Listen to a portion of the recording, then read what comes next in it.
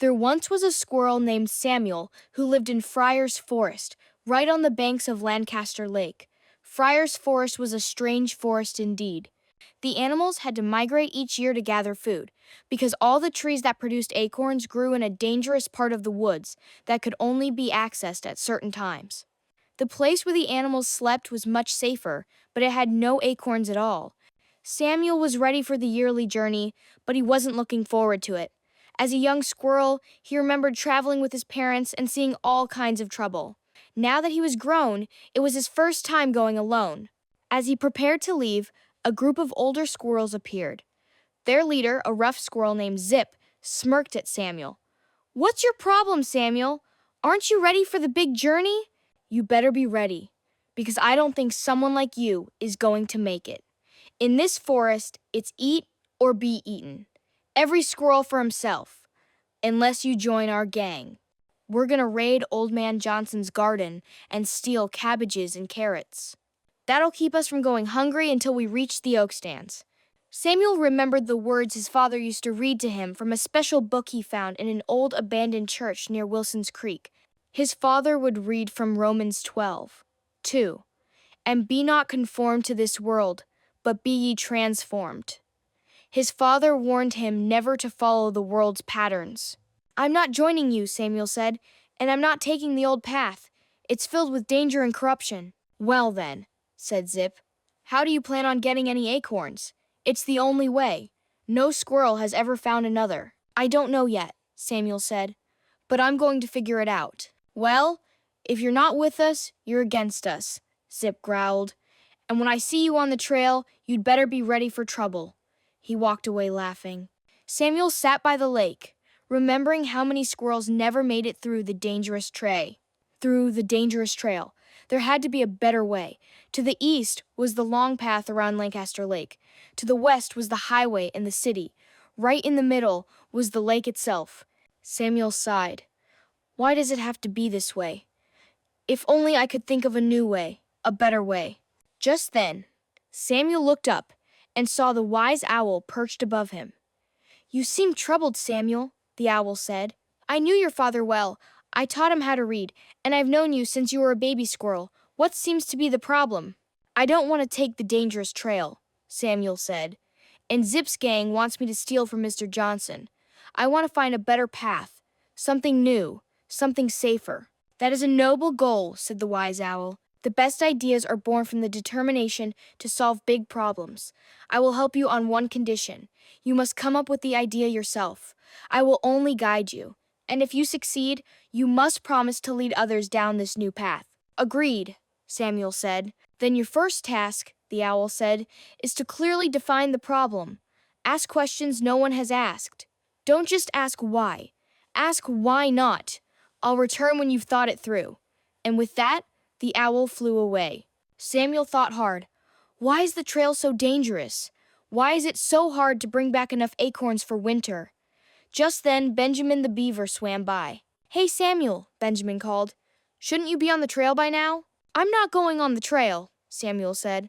"I'm going to find a new way." "You're a squirrel, bud," Benjamin replied. "The only way is the old way. I wouldn't waste time trying to change it." And he swam off. Samuel frowned. "Why do I have to be a squirrel who only walks and runs? I wish I could swim like Benjamin. Then I could go straight across the lake instead of around it." Then Samuel stopped. "Wait, why not?" The wise owl reappeared on a branch. "It looks like you found a why not," he said. "I sure have," Samuel said. "I'm going to learn to swim." Samuel jumped into the lake and began paddling wildly. But squirrels weren't made for swimming. He sank, sputtered, and grabbed onto a floating branch, drifting back to shore coughing. He remembered the owl's instructions to test an idea, then ponder it. The direct route is good, but swimming won't work. Samuel tried building a raft from twigs and straw after watching Ryan the robin gather nesting sticks.